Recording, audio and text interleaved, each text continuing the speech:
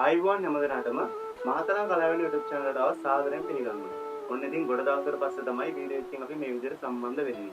ඉතින් මහතලා channel එකට අලුත් කෙනෙක් නම් channel එක subscribe කරලා මේ වීඩියෝ හොඳයි කියලා හිතනවා ඔයාලා යාළුවන්ටත් බලන්න වීඩියෝ එක share කරන්න මොකද කරන්න එපා.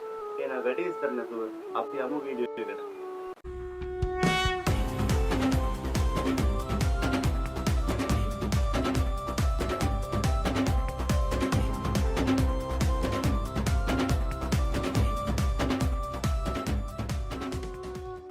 මේ වීඩියෝ එක පටන් ගන්නකොට මම ඔයාලට පොඩි දෙයක් මතක් කරන්න කැමතියි.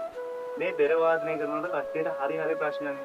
ඉතින් ප්‍රධාන ප්‍රශ්නයක් තමයි බෙර වාදනය කරනකොට හරියට තුවල් වාදනය කරන්න බෑ කියන එක. මම නැත්තම් දකුණු ඇස හරියට වාදනය කරන්න බෑ කියන එක. ඉතින් ඒ වගේම පොඩි අනුප්‍රශ්න ටිකකුත් තියෙනවා. බෙර වාදනය කරනකොට අත් රිදෙනවා. ඇඟිලි ඉතිමෙනවා. අත් රතු වෙනවා. මේ වගේ හරි ප්‍රශ්න.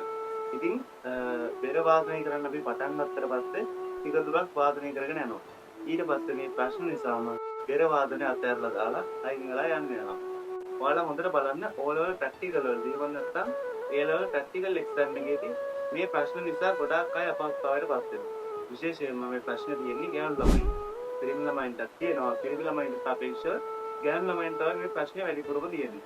ඉතින් මේ ප්‍රශ්නට ඇත්තටම විසඳුමක් නැති වේද? විසඳුමක් තියෙනවා. විසඳුම තමයි නිරන්තරයෙන් අපි මේවා පුරුදු වෙන්න ඕනේ. ඉතින් මේ බෙර වාදනය කියන්නේ ප්‍රැක්ටිකල් සබ්ජෙක්ට් එකක් නේ. ප්‍රැක්ටිකල් දෙයක් අපි තියරි වගේ කරලා බෑ.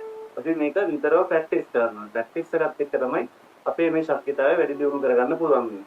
මම අද ඔයාලට කියලා දෙන්න බලාපොරොත්තු වෙන්නේ බෙර සරදයක්.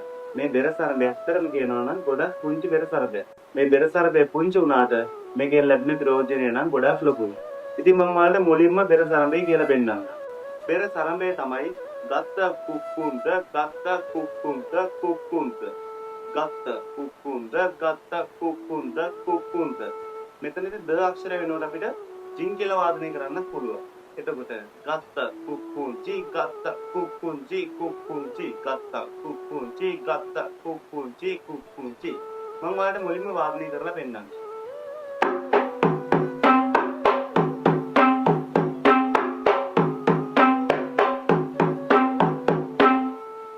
දැන් අපි බලමු අක්ෂර එකින් එක වාදනය කරන්නේ කොහොමද කියලා. මුලින්ම අපිට වාදනය කරන්න තියෙන්නේ ග අක්ෂරය. ග අක්ෂරය වාදනය කරද්දී බෙරේ වම් ඇතේ මෙන්න මේ මැද කොටසට වම් අතේ මෙන්න මේ ඇඟිලි තුඩු පාවිච්චි කරලා ඇඟිලි දිග ඇරලා ඔන්න ඔය විදිහට පාරක් එල්ල කරන්න ඕනේ.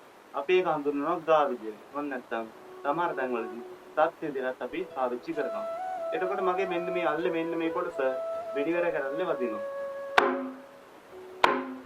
ග ත අක්ෂරය වාදනය කරද්දී බෙරේ දකුණු ඇතේ මෙන්න මේ මැද කොටසට දකුණු අතේ මෙන්න මේ ඇඟිලි ලං කරලා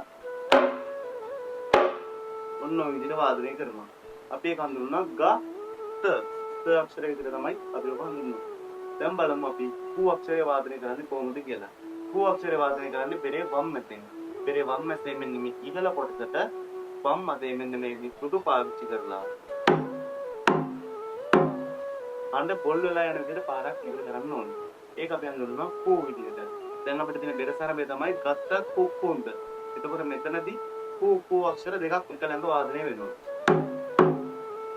එතකොට ඒ විදිහටම තමයි අපි වාදනය කරන්නේ.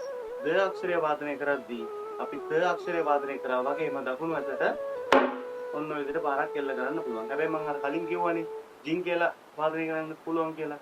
අපි එතකොට ද අක්ෂරය වෙනකොට ජින් කියලා අපි ඉතින් යොදා ගන්නවා. එතකොට අපි වාදනය කරන්නේ ගත්ත කුක්කුන්චි ගත්ත කුක්කුන්චි කුක්කුන්චි. දැන් ඔය කොටසම තමයි ඉස්සරහට ගිහිල්ලා තියෙන්නේ වැඩි වෙලා. දැන් අපි නැවත තවත් වාදනය කරලා බලමු.